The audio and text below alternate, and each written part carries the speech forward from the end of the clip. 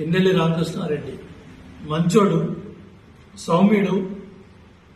అక్కడ ఆ బూత్ లో ఓట్లు పడితే ఈవీఎం ఎందుకు పగలగొడతాడు అన్నాడు. అంటే ఈవీఎం పగలగొట్టడం అనేది అనైతిక చర్య, చట్టవిరుద్ధమైన చర్య. ఎన్నికల ఏదైతే ఈవీఎం పగలగొట్టింది సమర్థించే విధంగా జగన్ రెడ్డి ఈ రోజు మాట్లాడింది. దీని మీద కూడా క్రిమినల్ చర్యలు తీసుకోవాల్సిన అవసరం ఉంది. దీని మీద కూడా ఇవాళ ఈవీఎంలు పగలగొట్టింది సమర్థిస్తా కూడా మాట్లాడింది కూడా కేసు పెట్టాల్సిన పరిస్థితులు ఇవాళ జగన్మోహన్ రెడ్డి తెచ్చుకున్నాడు. ఈవీఎంలు పగలగొట్టడం ఆయన ఓట్లు పడలేదంట, ఓట్లు వేయట్లేదంట.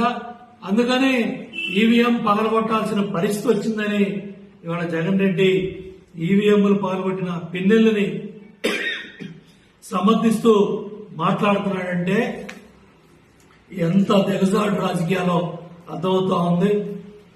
కాబట్టి తప్పకుండా ఇప్పటికైనా జగన్ రెడ్డి వాస్తవాలు తెలుసుకో. నీ దగ్గర పనిచేసిన అధికారులు, నీ పేషీల్లో పనిచేసిన అధికారులు, మీ ప్రభుత్వంలో సలహాదారులుగా పనిచేసిన అధికారులు,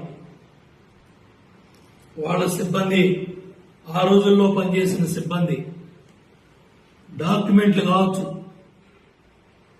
సీడీలు కావచ్చు, ప్రభుత్వ ఫైల్స్ కావచ్చు, అది మైనింగ్, పర్యావరణ, రకరకాల డిపార్ట్మెంట్లకు సంబంధించి తెచ్చి కాలువకట్ల మీద తగలబెడుతున్నారంటే మీ దురాగతాలు, మీ అరాచకాలు ఏ స్థాయిలో ఉన్నాయో అర్థమవుతా ఉన్నాయి. ఎన్నికల ఫలితాలు రాకముందే ఇంటెలిజెన్స్ కార్యాలయంలో ఆ రోజు పోలీస్ అధికారులు, మీతో అడ్డగాగిన ఐపీఎస్ అధికారులు, మరి ఐసీలు, డీసీ స్థాయి అధికారులు ఆ రోజు సిఐడి ఫైల్స్ తగలబెట్టారు. ఈరోజు రాత్రి మీ దగ్గర పనిచేసిన అధికారుల తాలూకా సిబ్బంది మరి ప్రభుత్వ డాక్యుమెంట్స్ ని తగలబెడుతూ పోలీసులకు దొరికిన పరిస్థితులు ఉన్నాయి. కారు సిబ్బందిని కూడా రాత్రి పోలీసులు పట్టుకున్నారు. కాబట్టి ఇవాళ నువ్వు రెడ్ బుక్ అని ఉలిక్కి పడతా ఉన్నావు. నువ్వు చేసిన అరాచకాలన్నీ కూడా మర్చిపోయావు. రోజువారీ విచారణ కూడా మంచి జరుగుతుందనే ఇవాళ ప్రజలు పెద్ద ఎత్తున మరి ఓటేసి కూటమి ప్రభుత్వానికి అధికారం ఇచ్చారు.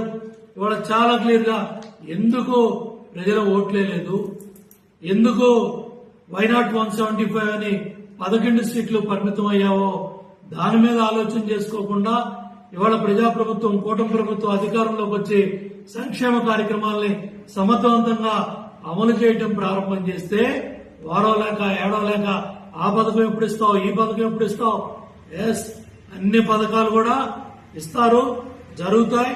ఏదైతే సూపర్ 6 లో, భవిష్యత్తు గ్యారంటీలో ఏదైతే చెప్పారో చంద్రబాబు నాయుడు గారు, కూటమి ప్రభుత్వం అన్ని కూడా చేయడం జరుగుతుంది.